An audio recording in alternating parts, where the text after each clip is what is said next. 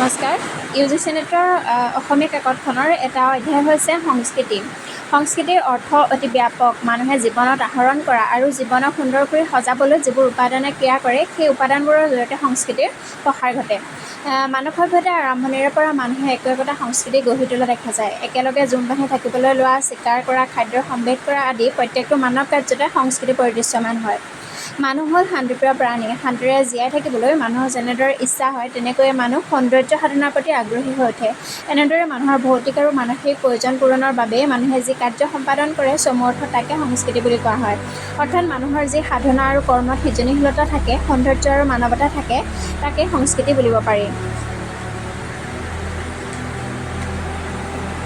ইংৰাজী কালচাৰ শব্দটো পোনপ্ৰথমে এডৱাৰ্ড বি টেইলৰে 1865 চনত ব্যৱহাৰ কৰিছিল আৰু ইয়াৰ মূল লেটিন শব্দ হৈছে কালচাৰ, কুলটুৰা বুলি কোৱা হয়, যাৰ অৰ্থ হৈছে কৰ্ষণ কৰা বা খেতি কৰা। কৃষিকাৰ্যৰ অৰ্থ হৈছে সৃষ্টিশীলতা, মংগলময়তা, যাৰ সহায়ত মানুহে পূৰ্বৰ অঘৰী জীৱন যাপন পদ্ধতি এৰি নিজৰ জীৱন সুন্দৰ কৰি গঢ়ি তুলিছে।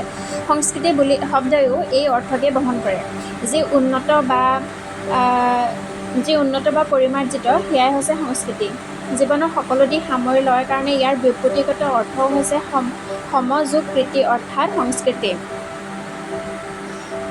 সংস্কৃতিৰ সংজ্ঞা বিভিন্নজনে বিভিন্ন ধৰণে আগবঢ়া দেখা যায়, যদিও আমি তলত তিনিজন ব্যক্তিৰ সংস্কৃতি সম্পৰ্কীয় সংজ্ঞা সম্পৰ্কে আলোচনা কৰিম।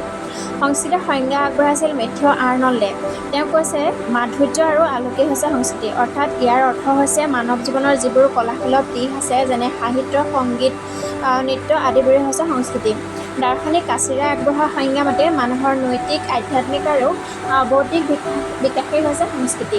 ইয়াৰ নৈতিক শব্দই দয়া, সমতা, কৰুণা আদি গুণৰাজিক বুজাইছে। আধ্যাত্মিক শব্দই মানুহৰ দিব্য জীৱনৰ বিকাশ আৰু বৌদ্ধিক শব্দই নিজৰ বিচাৰ বিবেচনাৰ উন্নতিৰ কথা বুজাইছে।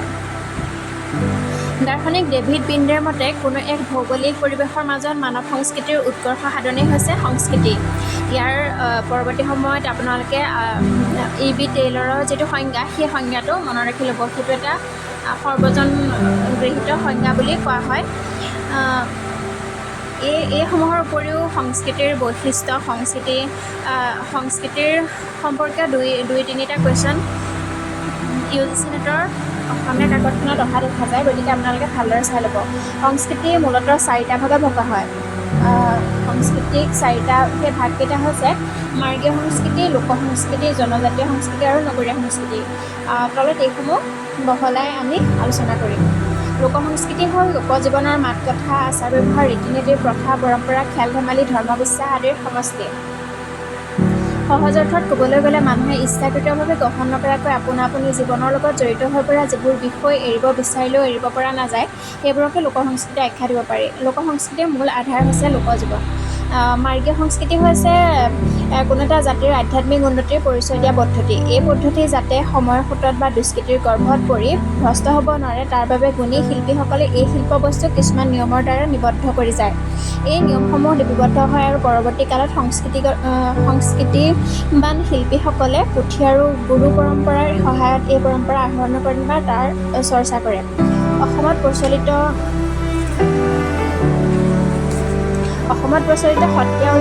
সত্ৰীয়া ওজাপালি আদি এই বিভাগৰ অন্তৰ্গত।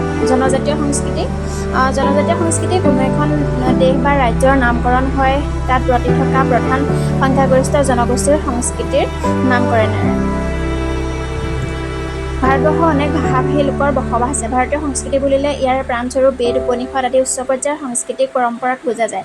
তথাপি যি সংখ্যালঘিষ্ঠ আদিম জনজাতিয়ে নিজৰ বৈশিষ্ট্যৰে সমাজত বসবাস কৰি থাকে, তেওঁলোকৰ সংস্কৃতিকে জনজাতীয় সংস্কৃতি বোলা হয়। অসমৰ জনজাতীয় সংস্কৃতি বুলিলে বড়ো, মিচিং, কছাৰী, ডিমাচা আদিৰ স্বকীয় বৈশিষ্ট্যকে বুজোৱা হয়। নগৰীয়া সংস্কৃতি হ'ল নগৰকেন্দ্ৰিক সংস্কৃতি।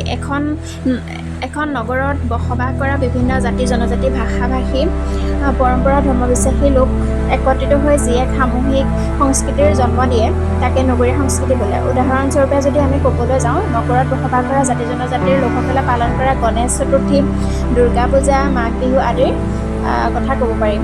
নগৰীয়া সংস্কৃতিৰ ধাৰণাটো তুলনামূলকভাৱে মাৰ্গীয় সংস্কৃতি আৰু জনজাতীয় সংস্কৃতিতকৈ নতুন। যদিও নগৰীয়া সংস্কৃতিয়ে বৰ্তমান অসমৰ সংস্কৃতি চহকী কৰাত বিশেষ পৰিমাণে আগবঢ়াইছে।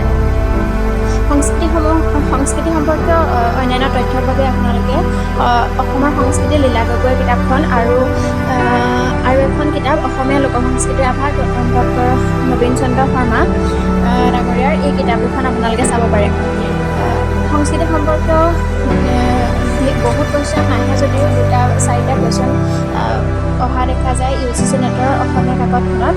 আপোনালোকে এইখিনি কথা যদি ভালকৈ পঢ়ে বা মনত ৰাখি লয় তেতিয়াহ'লে ইয়াৰো কুৱেশ্যন 2-এটা আপোনালোকৰ UGC নেটৰ অসমীয়া কাকতখনত আহিব পাৰে।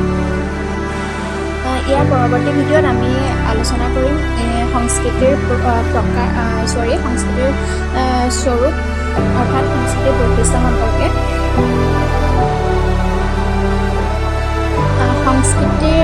তাৰ পৰৱৰ্তী সময়ত আমি আলোচনা কৰিম অসমত ভাষাৰ অধ্যয়ন, কেনেকৈ অসমত ব্যাকৰণ অভিধান আদি চৰ্চা হৈছিল। সংস্কৃতিৰ বিষয়ে এটা কথা ক'বলৈ গ'লে সত্ৰ সংস্কৃতিৰ ওপৰত কুৱেশ্যন এটা বা দুটা অহা দেখা যায়। আপোনালোকে সত্ৰৰ যিখিনি সংহতি, সত্ৰৰ আচাৰ ব্যৱহাৰ আদি সম্পৰ্কীয় কিছু তথ্য আপোনালোকে পঢ়িব পাৰে। আৰু সত্ৰৰ বিভিন্ন ভাগ কৰা হৈছে, সেই ভাগসমূহ আপোনালোকে যদি খুঁটি নাতি মাৰি পঢ়িব পাৰে তেতিয়াহ'লে লাভদায়ক হ'ব।